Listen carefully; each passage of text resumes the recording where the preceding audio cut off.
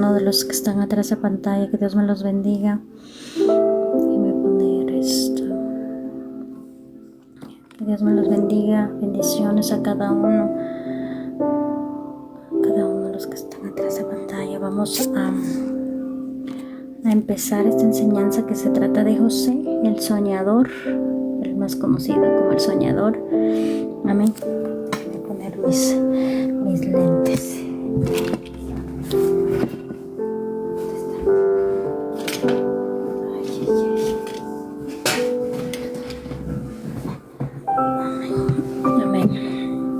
Bendiciones de hermana Rosa, bendiciones a cada uno de los que están ahí atrás de pantalla. Que Dios me los bendiga. Bendiciones de hermana María. Me voy a hacer una oración para poder empezar. Amén. Te damos gracias, Señor, en esta mañana, Padre. Gracias por tu amor, gracias por tu misericordia, gracias porque tú eres bueno y eres fiel, Señor, día con día, Padre. Te damos la gloria y te damos la honra a ti, Señor, porque tú te mereces todo, Señor, todo de nosotros, Señor. Te pido, Padre Santo, que seas tú, Señor, cubriéndonos con tu sangre preciosa, mi amado Jesús de Nazaret, desde la cabeza hasta la planta de nuestros pies, a cada uno de tus hijos que entren, Padre Santo, en esta enseñanza, seas tú cubriéndolos, Padre. Te pido que seas tú tomando el control absoluto y sobrenatural, que derrames, Padre Santo, esa sabiduría, esa inteligencia, esa revelación, ese entendimiento, ese discernimiento en tu bendita palabra, Padre, que podamos, Padre Santo, tener, Padre Santo, esa porción en nuestro corazón y en nuestra mente, Padre, recibirlo, Padre Santo, con ese anhelo, con ese deseo, Padre. Te pido que seas tú pasando carbón encendido por mi boca y seas tú hablando a través de mí. Toma el control de mis 5 sentidos, que todo lo que hable, diga, escuche, Padre, sea, Señor, guiada y dirigida por tu Santo Espíritu, Padre, en esta mañana, Padre. No soy nada sin ti, Padre Santo, soy solamente tu sierva, soy tu vasija, soy tu instrumento en esta mañana. Y te damos la gloria y te damos la honra, te bendecimos en esta mañana, en el nombre poderoso de tu Hijo amado Jesús de Nazaret, Yahshua HaMashiach, mi Mesías. Amén, amén. Bendiciones a cada uno de ustedes, hermanos, que Dios me los bendiga. En esta mañana vamos a estar hablando acerca de José, que ayer estábamos hablando acerca de Jacob, Israel, que estábamos hablando de su vida, de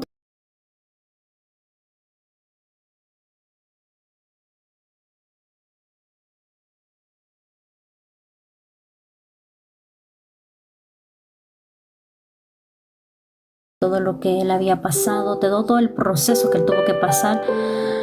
Y ahora vamos a continuar con José, que nos toca quién es este varón y qué podemos aprender de José, a qué refleja José y qué representa José para nosotros en este tiempo. Y a cada uno de nosotros, ¿qué representa José en este tiempo? Pero vamos a primero a aprender, si no sabemos quién es José, vamos a dar un poco de resumen. ¿Quién es José? José era el hijo de Jacob y de Raquel, lo que ayer estábamos viendo. Podemos encontrar eso en Génesis 30:22, donde Raquel queda embarazada, que dice que el Señor la escuchó o la miró. Y yo preguntaba, ¿pero por qué no la había visto? ¿Por qué no la está? Déjenme leer un poquito de esto, porque no me quiero llevar tanto tiempo, porque sé que la hermana Sandy va a estar después de mí trayendo otra porción, que es una palabra del Señor, entonces tengo que estar un poquito más acelerada, pero vamos a dar esa parte para que ustedes entiendan, porque Raquel era estéril, no quedaba embarazada, y la que tenía hijos pues era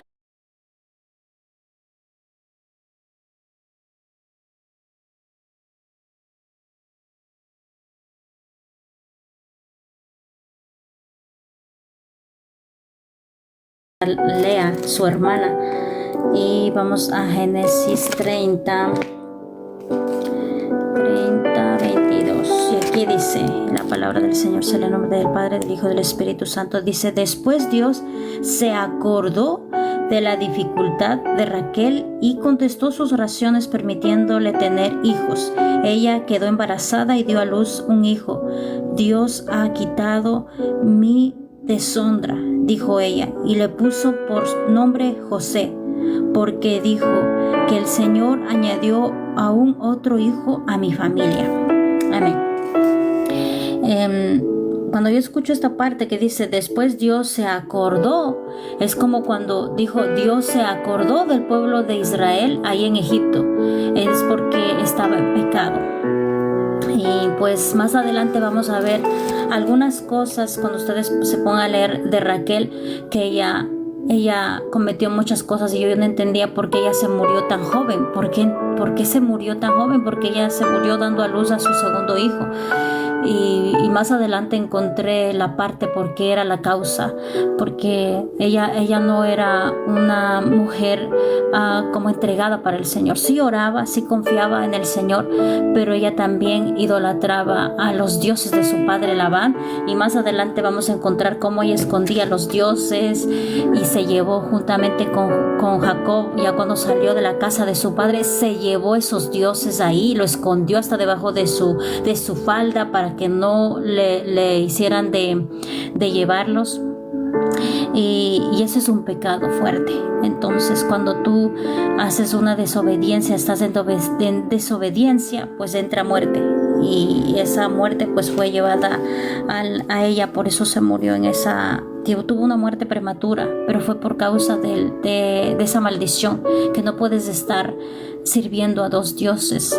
Ella tenía esos ídolos en su casa, a pesar de que Jacob y Lea confiaban en el Dios verdadero. Ellos confiaban en el Dios verdadero. Ellos ya sabían a quién confiaban Jacob, y ellos aprendieron a adorar a un Dios, solo un Dios verdadero, que es el Dios de Israel.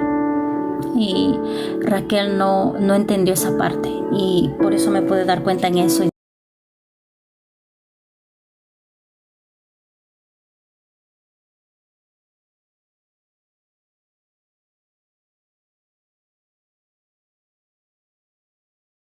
Dije, santo, esa muerte prematura llegó porque había una puerta abierta, y era los ídolos que ella llevó, que ella todavía idolatraba, a pesar de que ella ya tuvo hijos, a pesar de que ella quedó embarazada. No se libró de sus ídolos, lo tenía guardado en su tienda. Amén. Vamos a estar hablando de José. Bueno, vamos a empezar la historia de José desde que empieza en Génesis 37, donde habla que dice que José era el hijo favorito de Jacob. Tenía como 17, 18 años. En la Biblia Kadosh dice que tenía 17 años. En la Biblia regular de aquí dice que tenía 18 años, pero en la Biblia Kadosh dice 17 años. Nos vamos a quedar entre 17 y 18 años para no entrar en conflicto de eso. Era ya joven. José era ya joven, y dice que era un joven soñador, era un joven que tenía sueños, y no solamente sueños que él soñaba, sino que soñaba realmente.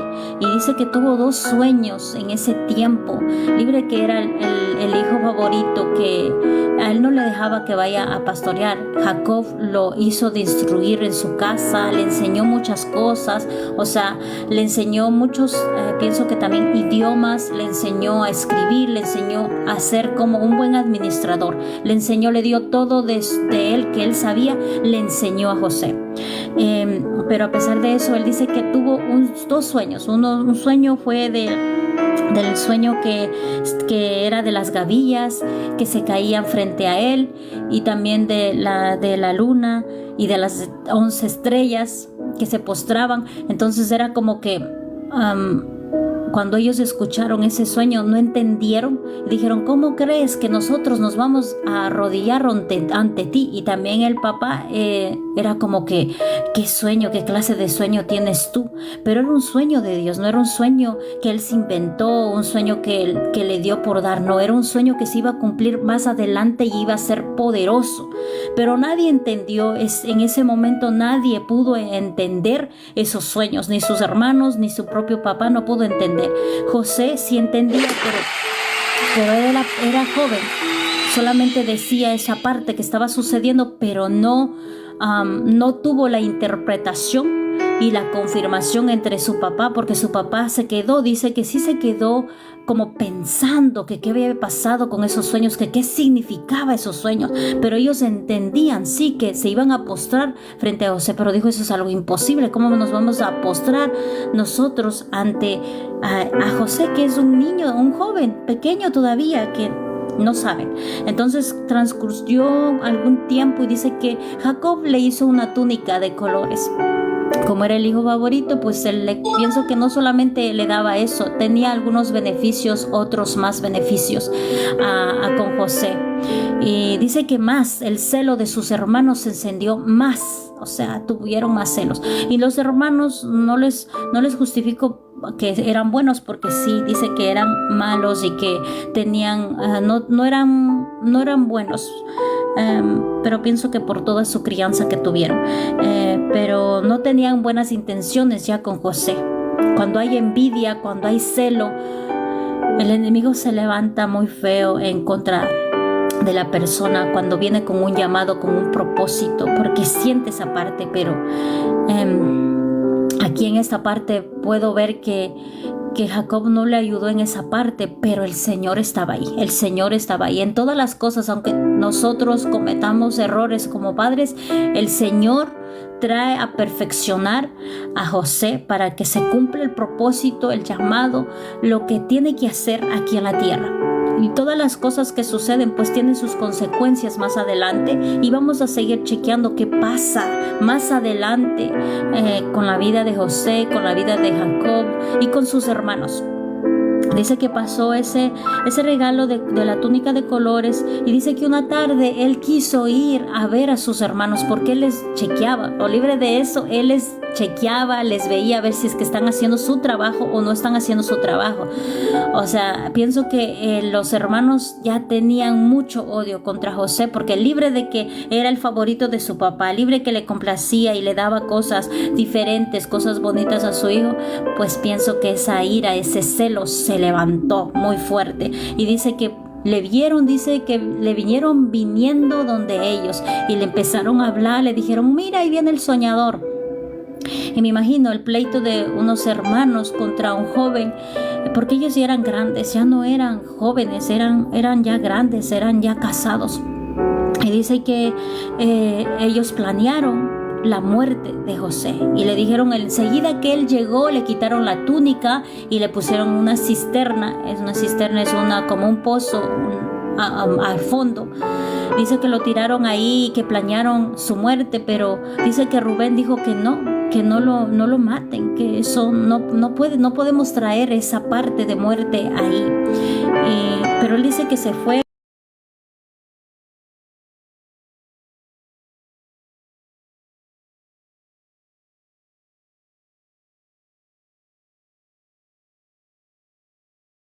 Rubén, y después él regresó y ya no lo encontró, pero había sucedido que sus hermanos planearon un plan feo.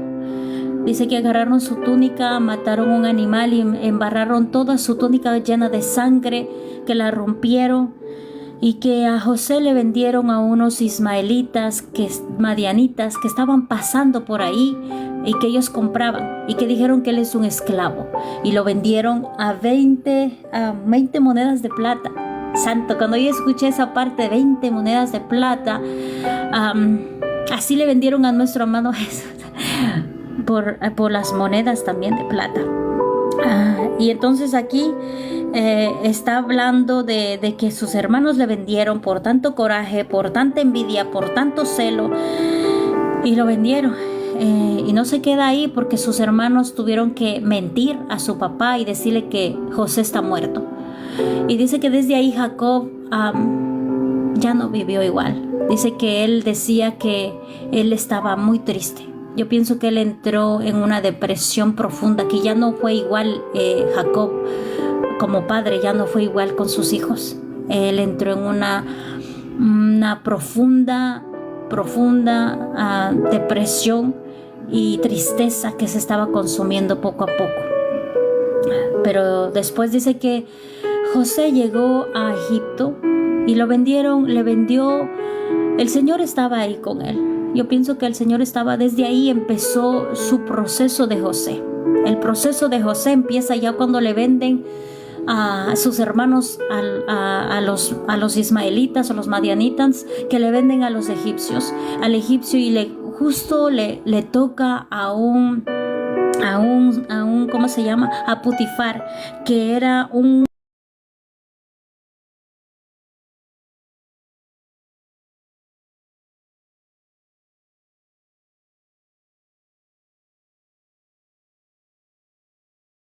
capitán de la guardia del palacio del faraón. O sea, no le vendió a cualquier persona, le vendió a alguien que era importante en Egipto. Y dice que esa parte, él halló gracia y favor. El Señor estaba dándole gracia y favor a José, a pesar de que él estaba ahí vendido como un esclavo, como un sirviente, como alguien que es comprado. Pero dice que Faraón, Potifar halló esa gracia, le preguntó que si sabía. Entonces él vio las habilidades de José que el papá Jacob le había enseñado. Entonces él dice que al poco tiempo le puso a cargo de toda su casa, de todas sus posesiones, y que él estaba al frente llevando la administración de todas la casa y de todas sus posiciones de Potifar, o sea, de este capitán de la guardia del palacio. Le puso a disposición para que él pudiera administrar, y dice que fue un buen administrador. Su trabajo estaba bien perfecto, él lo hacía muy bien todo, pero lo único que le dijo Potifar, le dijo: todo, tú puedes coger todo lo que está aquí, pero lo único que no puedes topar es mi esposa, o sea, su mujer. Pero dice en el capítulo, déjame ver dónde está, creo que está en Génesis 39, 2, voy a leer porque José era...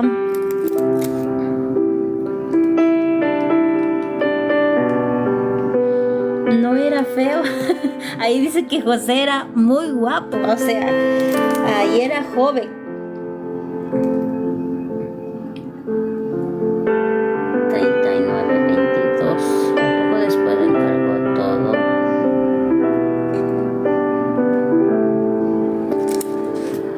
Aquí está hablando, dice 22, donde está: poco después el director puso a José a cargo de los demás.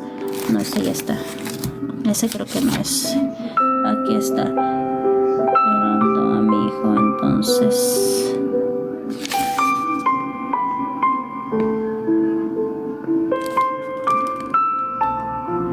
Aquí está.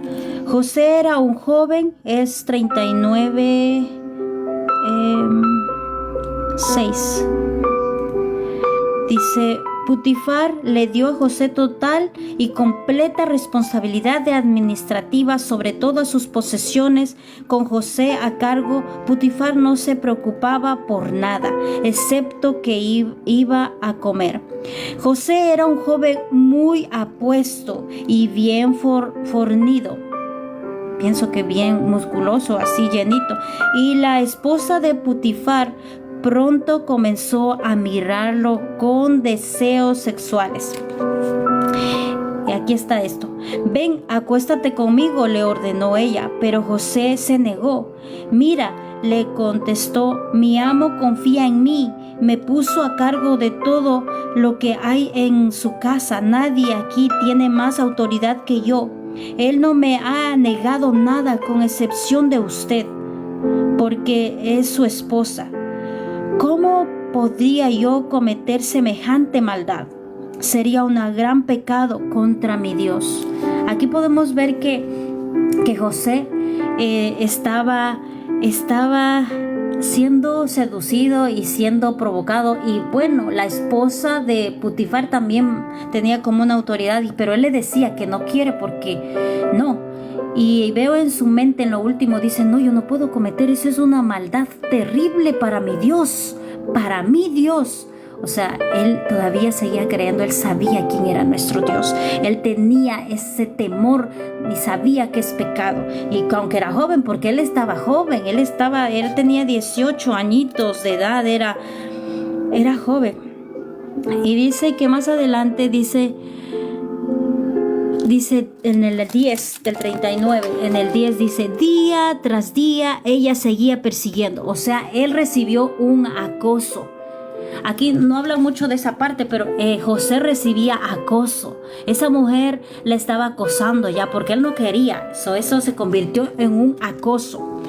Acoso, dice, pero él se negaba constantemente con ella y él evitaba tanto como podía. Cierto día, sin embargo, José entró a hacer un trabajo y no había nadie más allí. Ella llegó, lo agarró de la mano y le ordenó, vamos, acuéstate conmigo. José se zafó de un tirón, pero dejó su manto en manos de ella al salir corriendo de la casa. Cuando ella vio que tenía el manto en las manos y que él había huido, llamó a sus siervos. Enseguida todos los hombres llegaron corriendo. Miren, dijo ella, mi esposo ha traído aquí a este esclavo hebreo para que nos deje en ridículo. Él entró en mi cuarto para violarme, pero yo grité. Cuando me oyó gritar, salió corriendo y se escapó, pero dejó su manto en mis manos. Ella se quedó con el manto hasta que su esposo regresó a la casa y luego le contó su versión de lo sucedido. Ese esclavo hebreo que trajiste a nuestra casa intentó entrar y aprovecharse de mí, pero cuando grité salió corriendo y dejó su manto en mis manos. Santo, esta parte de las mujeres. Ella, yo la veo muy fuerte en esa parte. Yo pienso que cuando hay un rechazo es como que le provocó más, y esta mujer estaba obsesionada con José y ella sintió, pienso que ella, cuando hay alguien mucho que le rechaza, ella... Yo hubo mucha maldad en esa mujer porque tuvo que planear todo eso. Dice que nadie estaba. Ella sabía dónde él iba a trabajar y dice que ella quitó todos los sirvientes de ahí y ya lo preparó ese escenario para ya cogerlo a él, para violarle, pero no lo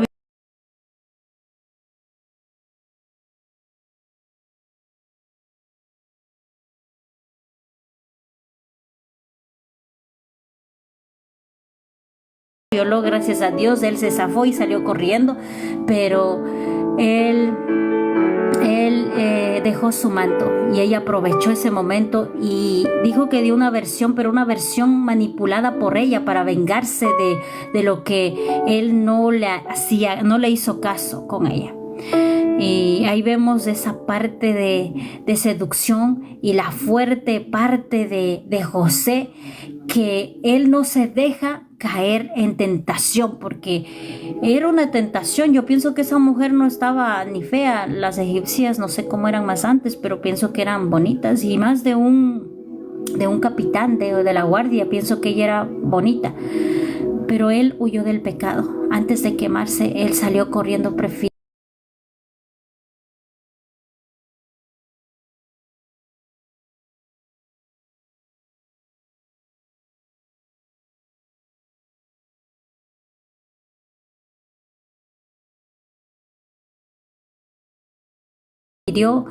salir corriendo, dejar su manto e irse, porque no quería pecar. Y muchas veces yo oro con este versículo y digo, bueno, yo oraba, ahora ya, bueno, sí sigo orando por los otros hombres, pero yo oraba este versículo, cogía y decía, Señor, si se presenta un peligro y una tentación para mi esposo, que salga corriendo como José. Santo, yo utilizaba esta frase para poder orar por mi esposo, que tenga ese temor del Señor sobre él y no caiga en pecado. Pero este hombre enseña a los demás hombres que sí pueden salir de esa tentación, porque era una tentación fuerte, y salió corriendo. Entonces, esta parte a mí me impactó cuando yo leí por primera vez, y por eso se me quedó en mi mente, y por eso creo que entró, y cuando vino yo utilizaba eso. Bueno, hasta ahora sí utilizo, pero ya no tanto como antes.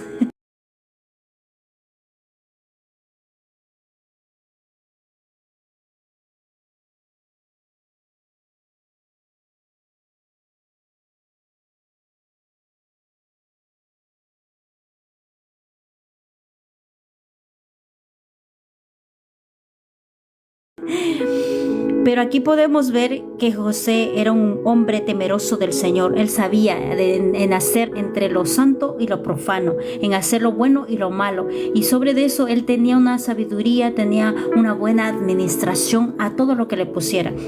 Dice que poco después, dice que fue a la cárcel, y en la cárcel también halló gracia y favor.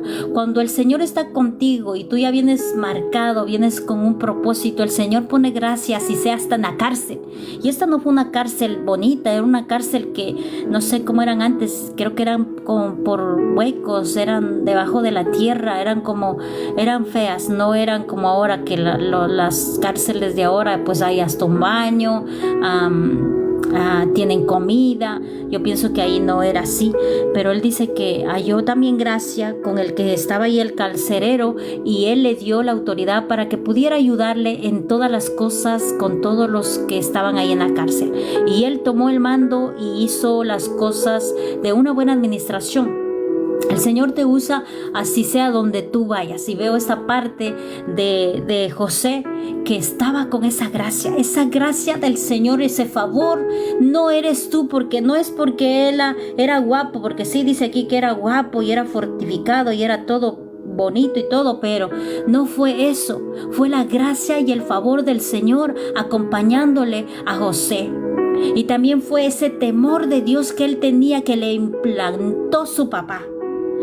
Y veo esa parte que en Abraham, Isaac y Jacob y José, cómo ellos pasan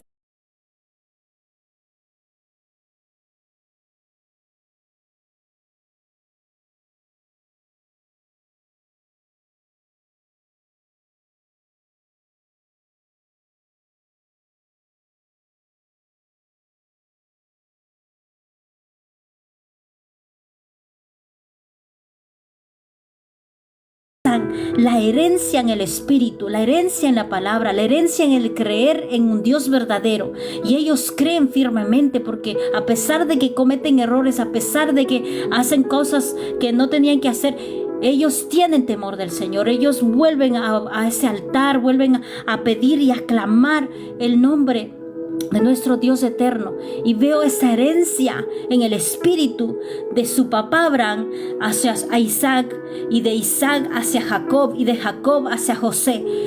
Ese temor del Señor es que nosotros tenemos que implantar a nuestros hijos para que pase de generación a generación, porque si hay temor de Dios, ellos huyen del pecado.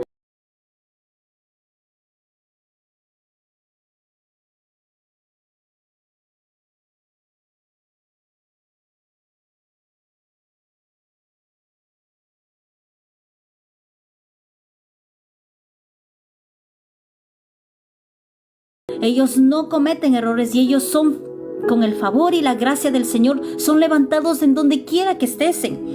Entonces en esa parte puedo ver esa parte del respaldo del Señor, que aunque estés pasando por procesos fuertes, que aunque estés pasando por desiertos, por calamidades, por enfermedades, Él está ahí, sino que nosotros no nos damos cuenta porque estamos enfocados. Pero Él, a pesar de que está pasando la prueba, Él está siendo procesado. Le está sacando todo lo que tenía, lo que le había puesto, lo malo de su papá, de Jacob, que era tan como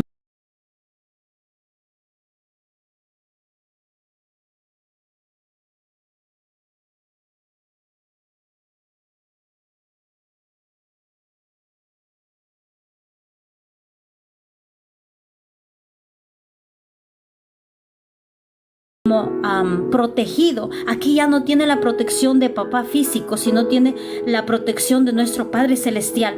Pero ahora él tiene que vivir lo que le había enseñado, lo que le había instruido su papá, y estaba pasando por un proceso para poder recibir ese pacto que hizo de Abraham, Isaac y Jacob. Y en José se cumple algo maravilloso, algo fuerte, porque tenía que pasar por el proceso, porque él era llamado y él ya tenía un propósito.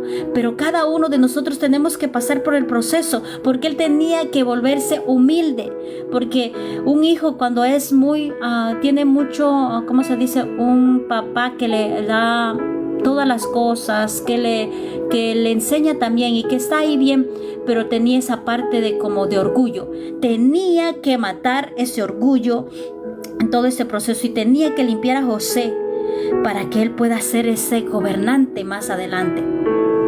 Entonces esa parte, muchos dicen, pobre José, no, porque él tuvo que pasar porque traía algo que no le gustaba al Señor y tuvo que pasar todo eso para limpiarlo, para sacar esa humildad, para sacar esa parte de buena administración, que ahí ya estaba al frente de muchas cosas grandes. No estaba con cosas pequeñitas, estaba al frente de cosas grandes desde el principio, desde su proceso que ya vino. Le cogió este capitán, el Putifar, y después va a la cárcel. Y aunque en la cárcel es algo muy fuerte, pienso que algo fue muy desesperante porque no era bonito. Él ahí también era prosperado con favor y gracia. Le dieron el cargo y aunque no es un buen lugar, pero él estaba ahí aprovechando. Y dice que en Génesis, creo que es 40:14, que vinieron dos, uno que era un copero y un panadero, que entraron ahí y que él les interpretó el sueño.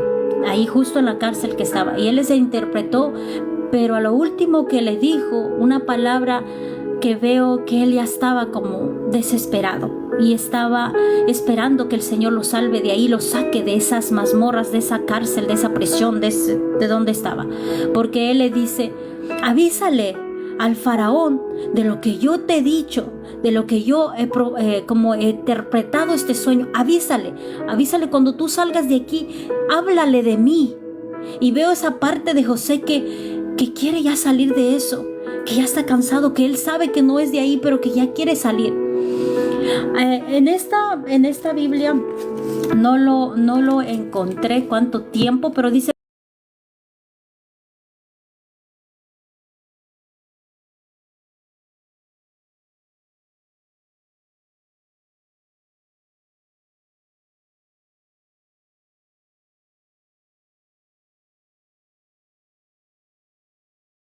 pasó un tiempo después de que había interpretado el sueño a ese copero y a ese panadero.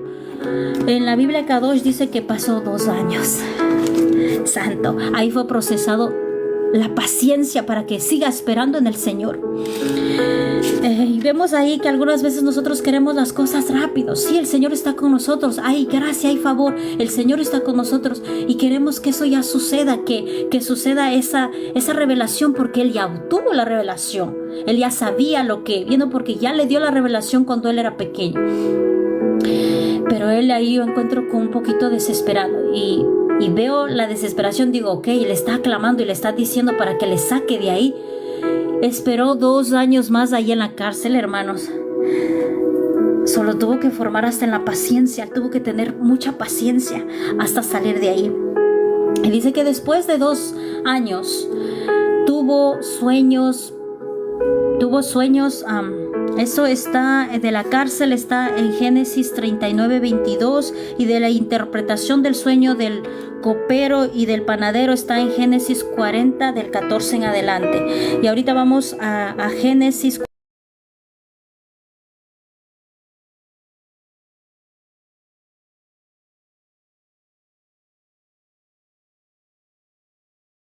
41:9, donde se habla del faraón que tuvo un sueño y que vinieron muchos magos, de toda clase, a interpretar ese sueño para poder decirle qué está pasando, porque ese sueño del faraón no era un sueño que tuvo un día, no, era constantemente que le estaba ya tratando de que no durmiera, ese sueño no lo dejaba dormir, no lo dejaba tranquilo, y por eso él pidió a muchos intérpretes, a muchos magos, hechiceros y de toda clase de ellos para que interpretaran el sueño, y ninguno de ellos pudo interpretar ese sueño. Y dice que en ese tiempo el copero se acordó ahí de José. Santo. Todo lo que está ahorita pasando es porque el Señor lo permite. Y no lo hizo rápido, lo hizo en el tiempo perfecto del Señor. No es cuando tú quieras, y no es como cuando José quiso que le dijera y que ya lo sacara. No, es en el tiempo perfecto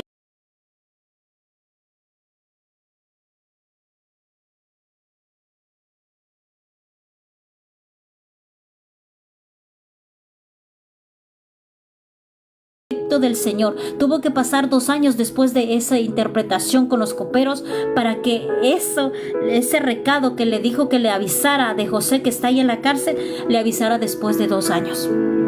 Y dice que le avisó y dice que inmediatamente le mandó a llamar. Está en Génesis 41:9. Génesis 41:9. Vamos a leer un poquito de eso para avanzar.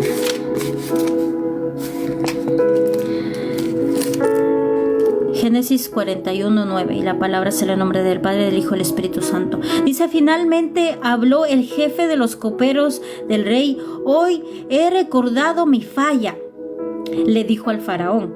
Hace un tiempo usted se enojó con el jefe de los panaderos y conmigo, y nos encarceló en el palacio del capitán de la guardia. Una noche el jefe de los panaderos y yo tuvimos cada uno un sueño, y cada uno tenía un propio significado. Con nosotros en la cárcel había un joven hebreo que era esclavo del capitán de la guardia. Nosotros le contamos nuestros sueños y él nos explicó el significado de cada uno de los sueños. Voy a saltarme al 14 del 41. Dice: el faraón mandó a llamar a José inmediatamente.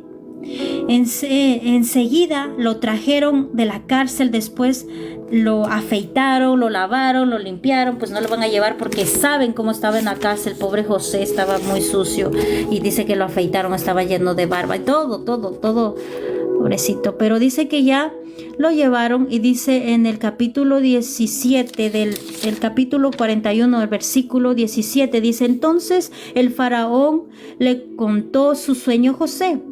En mi sueño, le dijo, yo estaba de pie a la orilla del Nilo, y 7 vacas gordas, sanas, salieron del río y comenzaron a pasar entre los juncos. Luego vi 7 vacas flacas y raquíticas con aspecto enfermizo que salieron después de la primera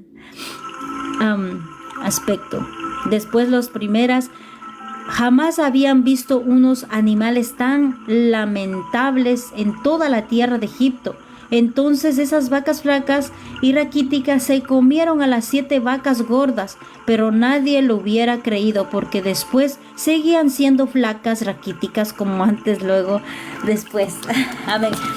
Este es uno de los sueños que el faraón le está diciendo, porque también le habla del sueño del faraón, del mismo sueño de las espigas del grano que se caen y que se comen y así. Y José empieza a decirle y le dice: puedes decirme el significado del sueño. Pero él dice: yo no puedo decírtelo, pero el Señor sí lo puede decir. O sea, él siempre iba poniendo el nombre de Dios al frente. Nunca dijo: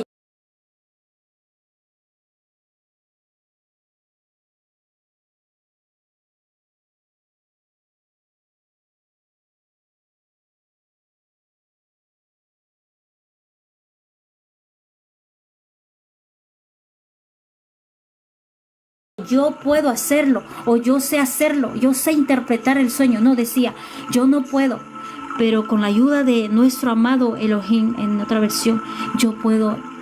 Él puede interpretar lo que tú has soñado. Y entonces dice que él respondió y le dijo: ambos sueños del faraón significan lo mismo. Y ahí vemos esa parte donde él interpreta el sueño del faraón y le dice que tiene que poner un administrador, que en 7 años va a ser de prosperidad y va a haber mucha comida, mucho trigo y todo lo que había, esas cosechas en ese tiempo. Y dice: después de los 7 años pasados de prosperidad van a venir unos 7 años de sequía, de hambruna. y tienes que elegir a alguien para que esté al frente ministrando esa parte.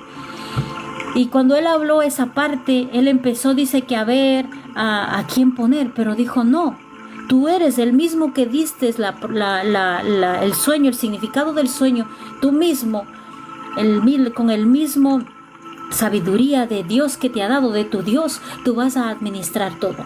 Y dice que enseguida le puso el anillo y le dio a administrar todo Egipto. Él era el segundo en Egipto, Faraón y José era el segundo, y le cambiaron de nombre, le pusieron Papsamea Padega, le cambiaron de nombre para que él pudiera gobernar en todo Egipto. Entonces ahí vemos el cumplimiento del Señor, que se está ya llegando a cabo, un cumplimiento del sueño que le había dado a José a tiempo atrás, cuando le dio ese sueño para que le interpretara su papá y sus hermanos, y no lo recibieron, no lo entendieron, rechazaron, y solo su papá quedó pensando, pero dijo es algo imposible.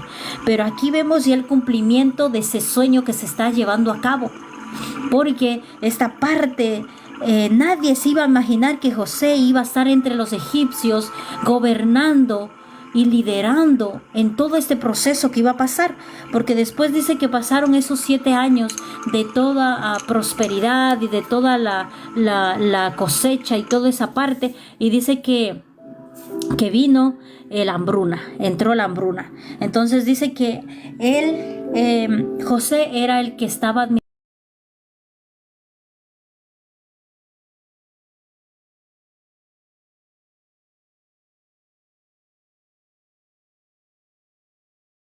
la comida, la que entraba, la que salía, la que vendía. Ahí Egipto fue como enriquecido de todas las cosas que él tenía, porque tuvieron una buena administración, guardaron mucha comida en todos esos 7 años y pudieron vender la comida no solamente a Egipto, sino dice que a las demás ciudades, los demás países de alrededor. Ellos venían a Egipto.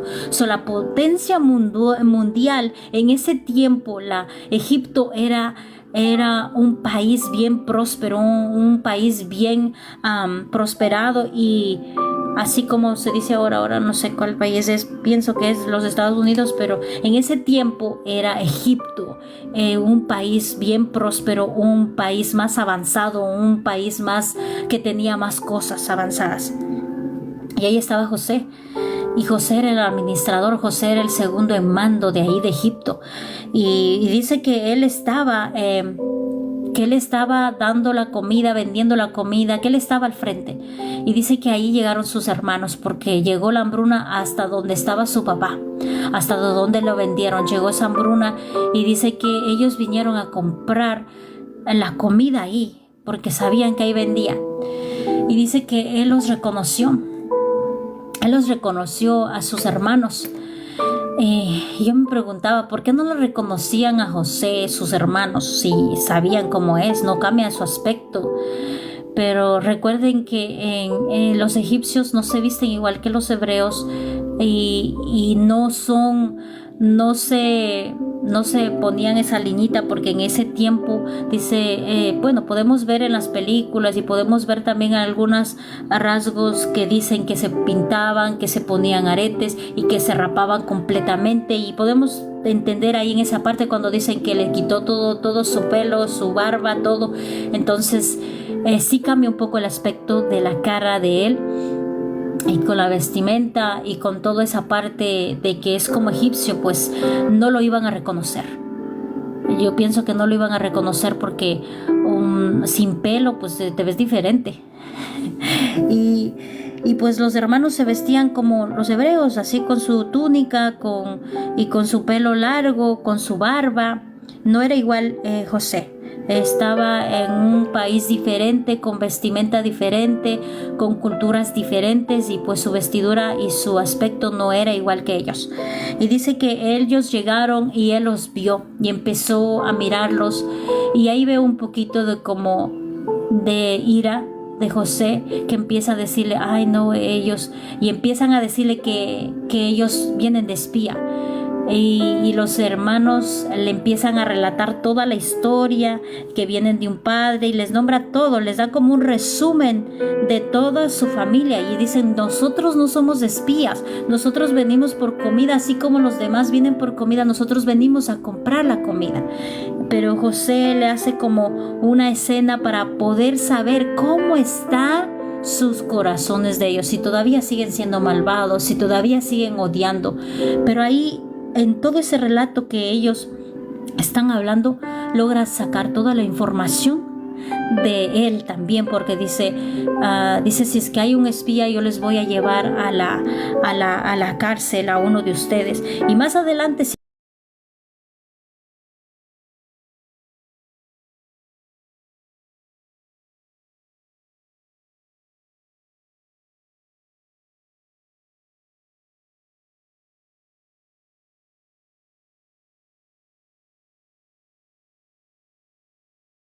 si sucede eso.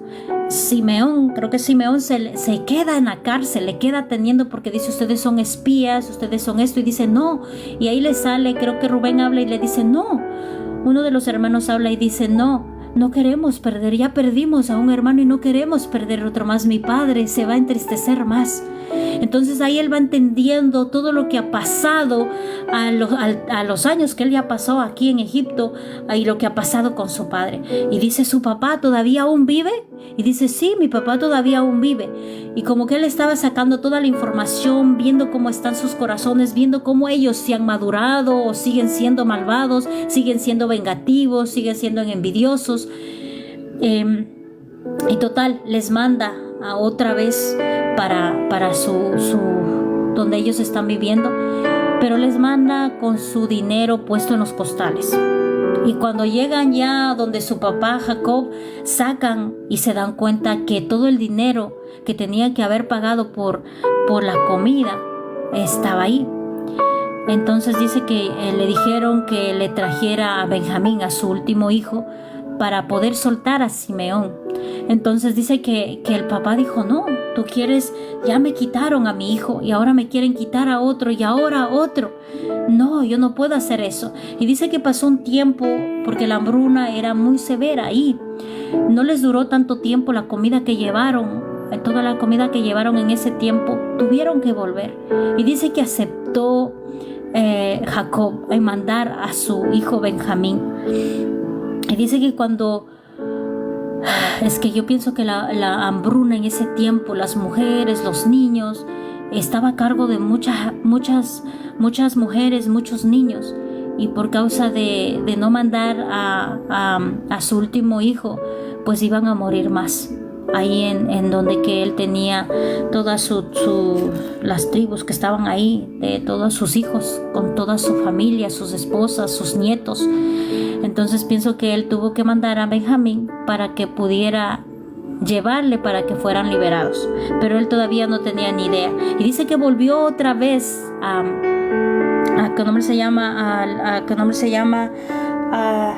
Egipto a buscar esa parte. Y ahí dice que encontraron, y ahí dice que vieron esa parte de que le encontraron a Benjamín, y que hicieron una cena. Él hizo una cena, pero dice que le hizo una escena fuerte, porque ahí pienso ese grito de José.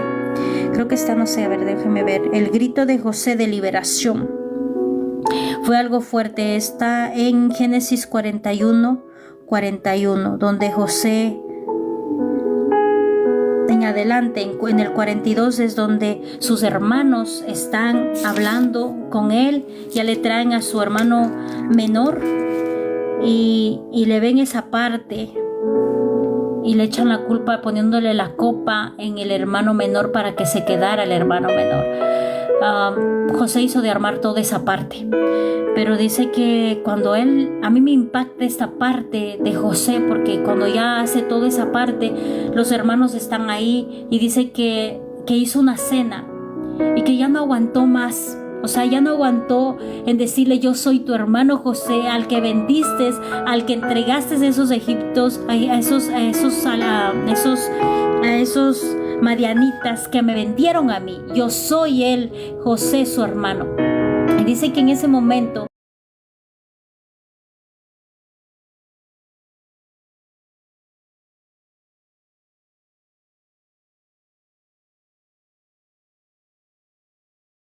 Él hizo de sacar a todos los que estaban ahí, los sirvientes de él, los sacó de ahí, de todos los egipcios de ahí, y él se identificó y dijo: yo soy su hermano José. Y dice que pegó un grito y lloró profundamente, lloró que se escuchó hasta donde que están todos los egipcios, o sea, afuera de la casa del que él estaba. Dice que él lloró. Está en Génesis 45:2, dice: entonces perdió el control y se echó a llorar.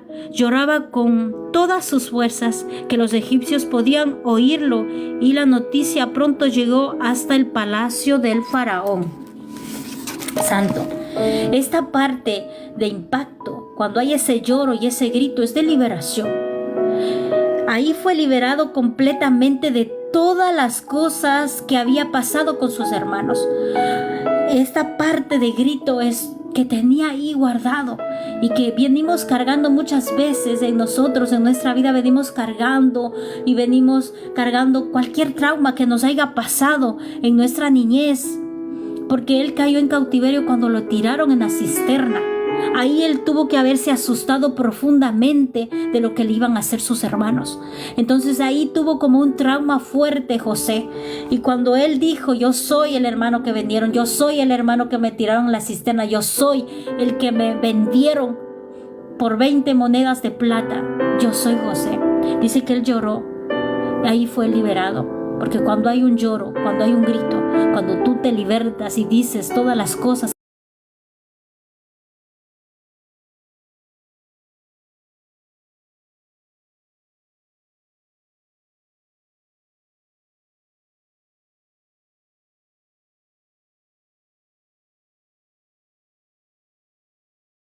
que te duelen, que te hieron, tú eres liberado.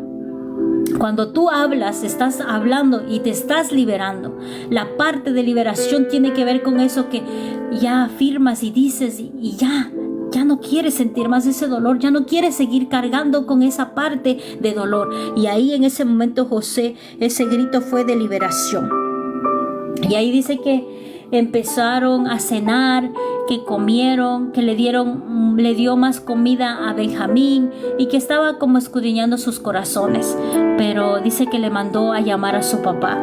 Allá ahí se completa todo el sueño que tuvo José con sus hermanos, como ¿cómo se llama? Ese sueño que tenía de las gavillas que se postraban, pues ahí se postraron sus hermanos. Y se cumplió ese sueño que lo encontraban inentendible, se cumplió a los años. Hay muchos sueños que se cumplen enseguida, así como el sueño que tuvo, que le dio al copero y al panadero, que se cumplió al tercer día. Pero el sueño de José era una revelación que se cumplió pasando muchos años y pasando muchos procesos. Porque algunas veces ese cumplimiento, ese propósito que el Señor tiene no te puede dar enseguida. Tienes que pasar por un proceso para estar preparado para que tú lo puedas manejar y no lo arruines, sino que hagas las cosas conforme al corazón de Dios. Y en esta parte, toda esta parte que estamos viendo de José, podemos aprender. No solamente se refleja a un hijo consentido, apapachado por su papá, no. Se refleja muchas cosas más. Se refleja a nosotros, que nosotros tenemos para cumplir el cumplimiento de nuestro llamado aquí en la tierra, tenemos que pasar por procesos. No somos exceptos de no pasar nada. Si hasta nuestro amado Mesías tuvo que pasar esas cosas fuertes, nosotros quiénes somos para no pasar.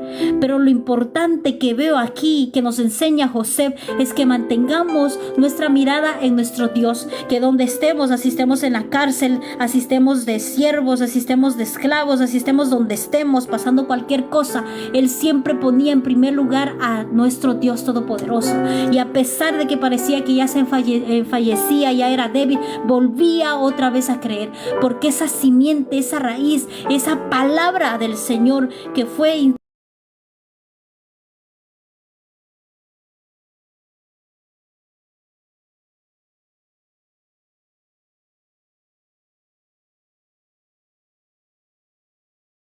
injertada ahí en el espíritu de José, no se murió, tuvo un crecimiento.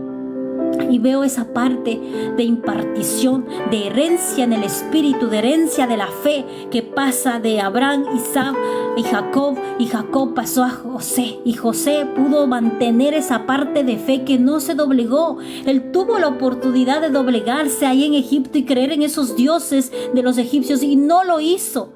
Él se mantuvo firme creyendo en un Dios verdadero. Y eso ¿qué quiere el Señor? No quiere que tú vayas con otros dioses y te contamines, sino que permanezcas creyendo en el Dios verdadero. Y aquí podemos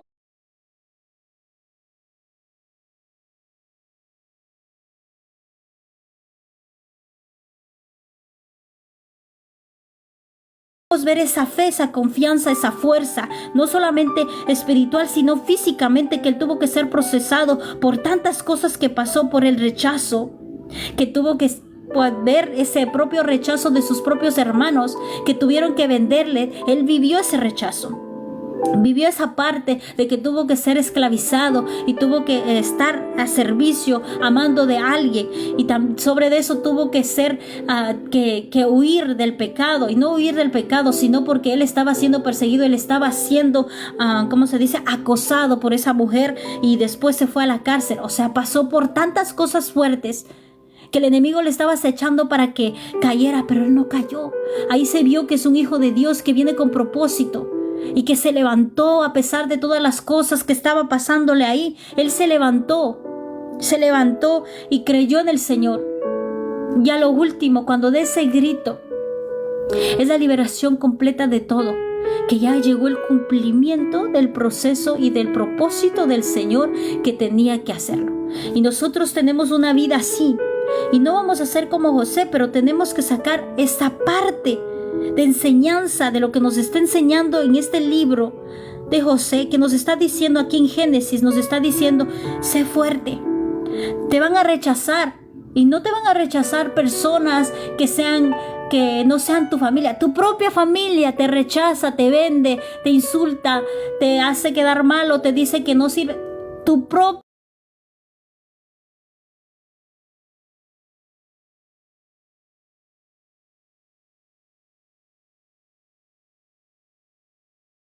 familia. Y aquí está dando un ejemplo poderoso, porque nosotros algunas veces nos hemos sentido rechazados por nuestros padres o por nuestra familia, y lo hemos vivido. Pero aquí te está diciendo: no importa que te rechace, yo estoy contigo. Y ahí está el Señor dando ese favor, esa gracia en todo lugar, en todo proceso, en todo lo que estaba pasando José. Él estaba, el favor y la gracia del Señor estaba sobre José. Esa es la señal que tú eres un hijo de Dios, porque el favor y la gracia está sobre ti. Aunque estés pasando lo que estés pasando, estás ahí. Tienes comida, tienes techo, tienes salud, estás ahí. Está ahí el Señor, sino que nosotros no lo podemos ver, nos enfocamos más en las cosas que nos está pasando. Y a pesar de todas las cosas que le pasó a José, veo esa fortaleza y esa fe y esa perseverancia y esa resistencia. Y eso nos tenemos que llevar de esta parte. Y no solamente está presentando esta parte de un hombre que está luchando con tantas cosas, con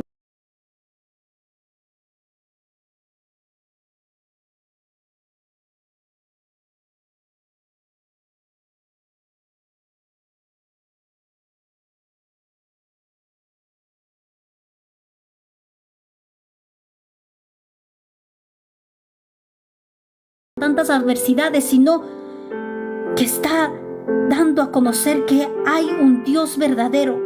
Porque recuerden que aquí en Génesis todavía aún no existía la palabra escrita. Aquí solo pasaban las enseñanzas de su papá a su otro hijo, y de su hijo a su otro hijo, de generación a generación. Porque aún no llegamos a Éxodo, donde ya es escrito todo y que ya pueden leer y reciben las enseñanzas. Aquí no, aquí es de papá a hijo. O sea, esta parte nos enseña, es una parte de familia. Toda esta parte de Génesis es de la familia, que nos enseña cómo a ser padres también, que nos enseña cómo a salir adelante, que nos enseña cómo a perseverar, porque a pesar en este tiempo no existían ni los 10 mandamientos, todavía no existía, pero ya estaba estableciéndoles el Señor a través de ellos. Aún no existían esas leyes y Él ya las estaba estableciendo. Él honraba a su papá a pesar de todo. Él estaba ya haciendo todas las cosas que tenían que hacer aquí en la tierra, ya las estaba viviendo. Y José también representa a alguien maravilloso que viene más adelante y que representa a nuestro amado Mesías. Porque así como José fue rechazado, nuestro Mesías fue rechazado. Así como lo trataron como que fuera un siervo que no significaba nada, él fue también así. Que lo vendieron por esas 20, también vendieron por unas monedas a nuestro amado Mesías, y tiene rasgos de lo que va a venir más adelante. Esta es una sombra de lo que va a venir el Mesías más adelante, de lo que va a pasar, de lo que va a suceder, que sus propios hermanos judíos les van a rechazar. Todas estas enseñanzas tienen algo poderoso para nosotros. Todas estos Génesis, Éxodo, todo tiene una enseñanza maravillosa para nosotros y tiene una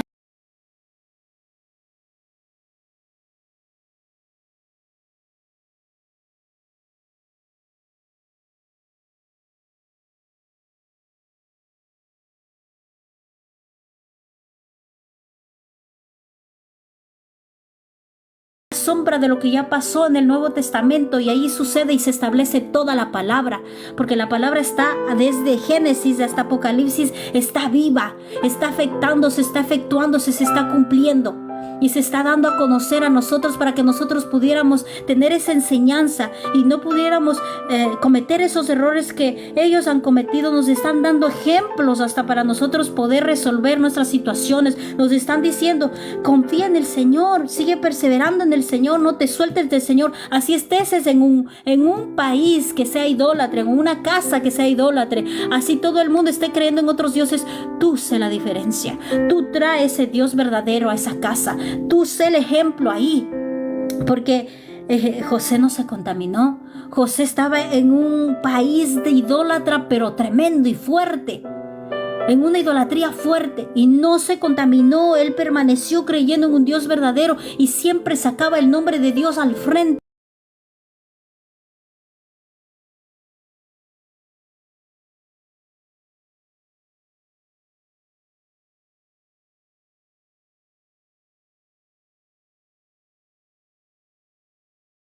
Él nunca decía: soy yo. No, es mi Dios eterno, mi Dios todopoderoso, el único Dios, el que existe. Y siempre sacaba adelante. Él nunca decía: soy yo. Decía: es mi Dios que está en mí dándome esa interpretación. Es Dios. Yo no puedo pecar porque es un pecado, es una maldad. Y Dios se va. No, a Dios no le gusta eso. Entonces había una enseñanza fuerte en José. Esa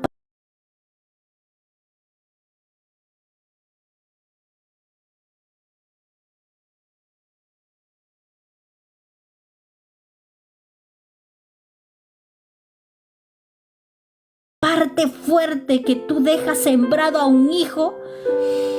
Y es por sí que yo siempre oro, que digo que así como sembró Abraham, Isaac y Jacob a José, esa semilla de fe, esa semilla de creer en un Dios verdadero, nosotros podamos sembrar a las futuras generaciones para que ellos sigan perseverando, sigan resistiendo, porque va a haber procesos, va a haber batallas, y lo único que les salve es solamente nuestro Dios, la fe, la confianza, el estar firmes en el Señor.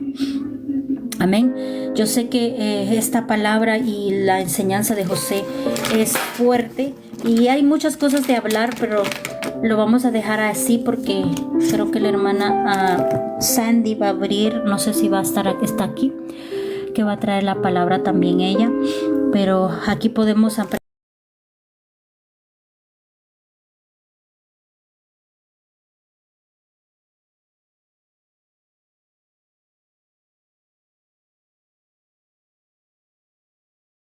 De José muchas cosas, a que va a llegar el cumplimiento, que no te desesperes, que sigas paciente creyendo. Te va a pasar muchas cosas, sigas aguantando y sigas resistiendo. El Señor está contigo, a pesar de todas las cosas que te está sucediendo. El Señor está contigo. Sigue perseverando, sigue confiando y sigue poniendo en primer lugar al Señor. Así estés en lo más profundo de esos hoyos, de esas cárceles.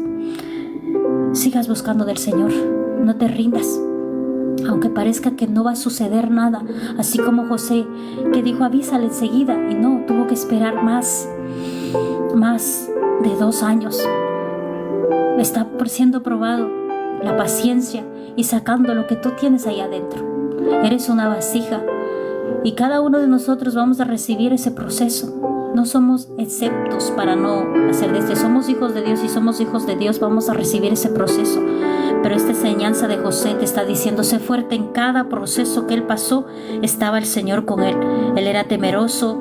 Él sabía distinguir entre lo santo y lo profano y hacía lo correcto. Era un buen administrador.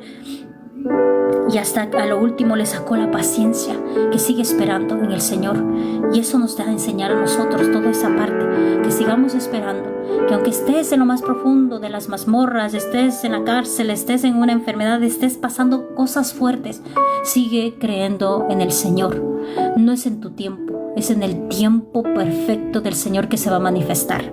Amén. Voy a hacer una oración porque vamos a continuar con la hermana Sandy en la palabra. Voy a hacer una oración. Te damos gracias, Señor, en esta mañana, Padre. Te pido que seas tú, Señor, esa palabra, Padre, que llegue a lo más profundo de su corazón, su alma y su espíritu, quede como una semilla sembrada en tierra fértil, Padre, y que no solamente quede guardada en sus corazones, Padre, sino que nosotros podamos aplicarlas, Padre. Que esta enseñanza de José, Padre Santo, sea, Padre Santo, enseñándonos cómo tenemos que perseverar, cómo tenemos que seguir tu camino, Padre, que no es fácil, pero tampoco es imposible. Tú estás con nosotros, Padre, que tú vas al frente dando favor y gracia a tus hijos, Padre, y a pesar de todo, Padre Santo, tú nos das ese cumplimiento en tu tiempo perfecto, Padre. Ayúdanos, Señor, a poder ser fuertes, Señor, en la fe, fuertes, Padre Santo, para poder seguir creyendo en ti, y que no soltemos tu mano, sino que sigamos siguiendo tu camino.